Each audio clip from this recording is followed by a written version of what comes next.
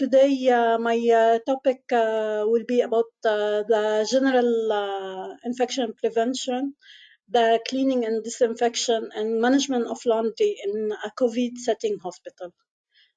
What's the purpose is to know how to protect ourselves and others. So we have objectives from this session. First, to do a general introduction into infection prevention and control measures which we should be taken. We should describe in this session the cleaning and disinfection in a COVID setting center. And of course, the third part will be management of laundry in a COVID setting. First of all, we need to know what's the role of infection prevention and control. First, it's to reduce the possibility of accidental exposure to infectious agent, and of course, to create a safe environment for staff, patient, and visitor. We will start first by basic hygiene. And of course, number one step is the hand hygiene. We need to know why we are performing hand hygiene, and there is reason behind. First of all, like the SARS-CoV-2 virus, which known as COVID-19, is containing droplets that falls onto surfaces and hand and others. Of course, there is the survival of coronavirus on the environmental surfaces. And as we are using our hand, we touch a lot by our hand all these different surfaces. And of course, anyone can touch her face or his face at least every 2 minutes. And third of this touching involves the contact with the mucosa area, such as mouth, nose, or the eyes. Of course, this will lead to make hand hygiene step one for prevention of contagion. How we perform hand hygiene? We have different methods of hand hygiene, either by using soap and water for at least 40 to 60 seconds. And if our hands are not visibly soiled, we can use alcohol hand rub. But we have a prerequisite before these two methods. Our hands should be free of jewelry, watches, or rings. We need to know also when to perform our hand hygiene. So we have basics, which we need to do hand hygiene before or after eating, after using toilets. And of course, as we are a health worker in healthcare facility, we need to follow the 5 moments of hand hygiene, which is before touching a patient, before performing any clean or aseptic procedure, after exposure to blood or body fluid, after touching the patient, and after touching the patient's surroundings. Of course, with COVID-19, we have specific triggers. First, after touching public things or public surfaces, for example, when we are using public transport, of course, after sneezing and coughing. And all this will lead to increase of frequency of hand hygiene. Cough etiquette is an important one, and we should respect the cough etiquette by turning our hand by turning our head away from people when we are sneezing or coughing. We need to cover our nose and mouth with a tissue. When we are using tissue, we need to discard the tissue immediately into the trash. If we don't have any tissue available with us, we can cough or sneeze in our upper sleeve. And of course, and the main importance is to clean our hand either with soap and water or with alcohol hand-based product.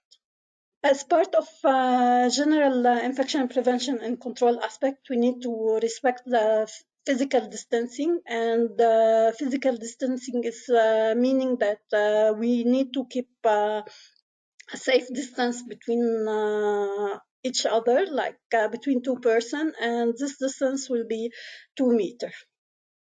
And there is a reason behind for keeping this 2 meter distance, and I will explain it in the next slide. As you know, COVID-19 is a droplet and contact precaution disease. So the droplet comes out when a patient is coughing or sneezing. The macro droplet, almost it can reach within 7 seconds, 1 meter distance, and up to 17 minutes, it can reach a distance around 1.8 to 2 meter. For that, we need to respect the safe distancing, which is 2 meter between each other. And this can happen by using the different disinfectant. What it will be available in our project and what we are currently using is the chlorine solution, the sulfonous disinfectant, and the ethanol 70%. So, as you know, SARS-CoV-2 or COVID-19 is a new disease, and still we are lacking evidence which is specific to deactivation and how much the survival of virus on surfaces. But there is some methods which are already verified, and this will be different method. First is the heat, use of heat at 60 degree for a contact time from 30 up to 50 minutes if we are proceeding laundry.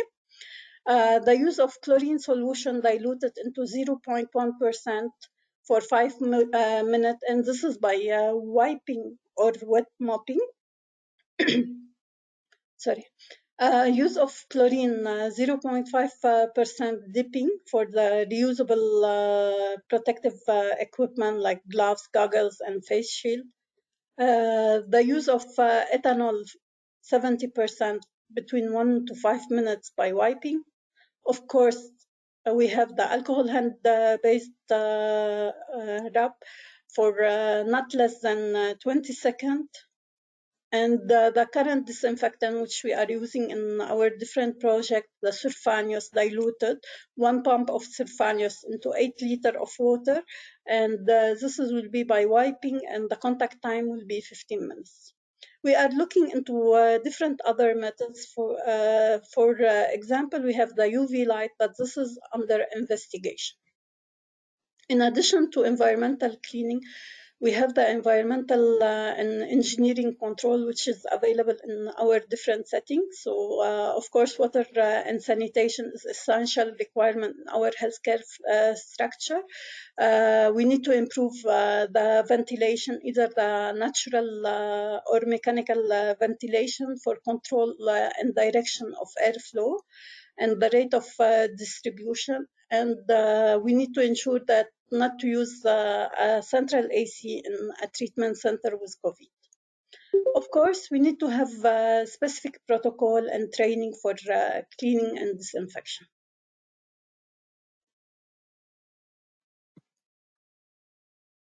So what's the importance of cleaning and disinfection?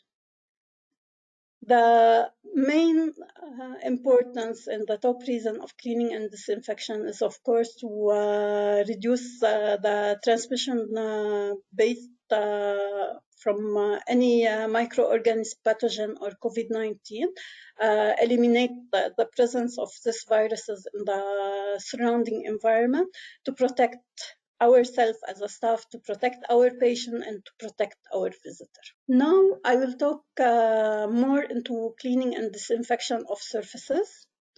As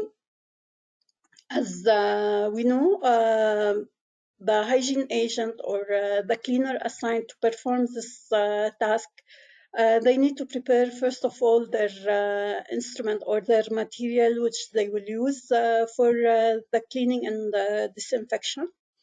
Like buckets, disinfectant, soap and water, and mops, all this different material. In addition, they need to wear their proper protective equipment, which is boot, coverall, mask, face shield, and if the coverall doesn't have any head cover along with it, we can use the hairnet, and of course, reusable gloves. We are following in this cleaning and disinfection the standard infection prevention and control cleaning technique. When we enter a patient room, of course, we need to remove all solids, waste, collect the waste. If we have any spillage of liquid or body fluid on the floor, we need to use a disposable draw sheet or disposable cloths to remove it and discard it. In the setting of COVID, we need to use for the surface cleaning, especially the floors and the latrine surfaces, we need to use the method of 3 buckets. Which one of them contain water and soap or detergent for wet mopping, then another bucket for water to rinse after using the water and soap. Then we need to disinfect, of course, by using the chlorine solution. And we will wipe or mop the floor and leave it until it dries. We still use Surfanius, which was validated for disinfection of surfaces in a COVID setting area, and we will use it for beds, bedside table, examination table, and biomedical equipment. And of course, the same for large surfaces like the bed. We need to use a 2-bucket system, 1 bucket for Surfanius and 1 bucket for water to clean the mops in between disinfection of items. And mainly we are keeping Surfanius for in different setting. We are looking to keep Surfanius only for biomedical equipment and like beds and bedside table, which is sensitive to the use of chlorine. We can also use the ethanol 70% by wiping surfaces, but we advise mainly for sensitive electrical equipment. And in some projects, there is problems regarding supply issue of ethanol 70%. There is a method for cleaning and disinfection for large surfaces and for small surfaces. As you can see in this picture, when we are cleaning the floor, we need to follow the S-shape cleaning method and start from the clean area, from the cleanest area to the dirtiest area. If we are cleaning a surface such as the bed, we need to start from the clean to dirty, from the farthest area to the nearest area. And if we are cleaning wall or IV stand, we need to clean from up to down. And of course, to leave, if we are cleaning by chlorine, to leave the chlorine until it dry. If we are cleaning with Surfanius for the equipment, we need to leave the Surfanius for 15 minutes. And if we are using ethanol, we need to use to leave the ethanol for 5 minutes or until it dry. Of course, not only the environmental surfaces we need to clean and disinfect, we need to clean and disinfect our medical equipment. But we need to know that there is a general principle. For example, we have a single-use instrument, and this single-use instrument, it shouldn't be clean, disinfected, sterilized, or reused. We need to make sure all reusable equipment material is easily washable and disinfected, and damaged material should be replaced. Like, for example, this wheelchair, which we have it in the picture, it's damaged. We need to report this damage to logistic department or to biomedical department. They need to repair it and cover it or replace it with another one in order to prevent harboring of viruses in this area. And of course, if we can use as much as possible single patient material, like for example, we are using 1 bed per patient. If we can use like the thermometer, a single thermometer per patient. In order to clean and disinfect this equipment, we can use either chlorine 0.1% by wiping, and will be our last resource, and will wait from 1 to 5 minutes. But this can impact on some equipment, and for example, for metal or stainless steel material, it can cause rust on it. We can use ethanol 70% by wiping and wait for 5 minutes. And what we are currently using as surfanios or alternative for surfanios, which is a dilution of 1 pump into 8 liter, and we can use the wiping method and leave it for 15 minutes to dry. Some of us are using sprayer. It's the hand hygiene sprayer, the hand sprayer, which is it's not a high volume spraying. We can spray this directly into the mop and make it wet and wipe the surfaces. Of course, at some point we will run out of surfanios or disinfectant. If will be the case, you need to check, like in some project already we verify and validated some disinfectant which can replace surfanios. Of course, you need to place your request as the usual request. Will be proceeded into the supply department in HQ. In HQ, when they found a request of new disinfectant material, they will consult us, the IPC team, the 2MIO and the IPC referent, for validation of new disinfectant. And finally, the third part of my presentation is about the laundry. We need to know how to manage any linen produced in a COVID-19 setting, such as clothes, scrap, towels, bed sheet. So in each isolation or suspected cases of COVID-19 ward, there is a place which will be dedicated for the collection of linen, a big container with a lid. And staff who's looking after the patient and changing the bed sheet for the patient, they will collect in that container with the lid, and the laundry staff, he will come and collect it from that area and take it to the dirty area of laundry where it will be washed. But before that, the laundry staff need also to wear his protective equipment, which is the boots, coverall, mask, face shield, the hat, and of course the reusable gloves, and take it to the laundry. In any COVID-19 setting health structure, still we are following the standard laundry of MSF, the standard MSF protocol for laundry. We will have a different type of washing machine or washing. In some project, we have the industrial washing machine. In another project, we'll have the domestic washing machine. Or we don't have any type of machine and we will do the hand wash. The first step in the three type of washing is, like, we need to collect the linen, transfer the linen into the dirty area in the laundry where it will be sorted. Then they will take the weight of the linen. And from now onward, each type of machine will have a different process. For example, for industrial machine, if we have linen which is contaminated with blood and body fluid, we need to put it in the industrial machine and minimize to the maximum the manipulation of this laundry while put it for a cycle of 5 minutes, pre-wash with cold water.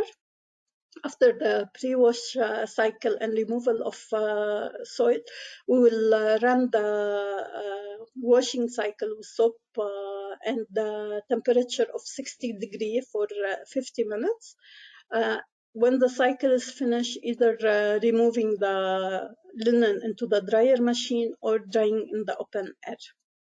While for domestic machine, the linen which soiled with blood or body fluid will be soaked in the laundry area with cold water for 30 minutes. Then it will be placed again in the washing machine and run the washing cycle for on a 60-degree temperature.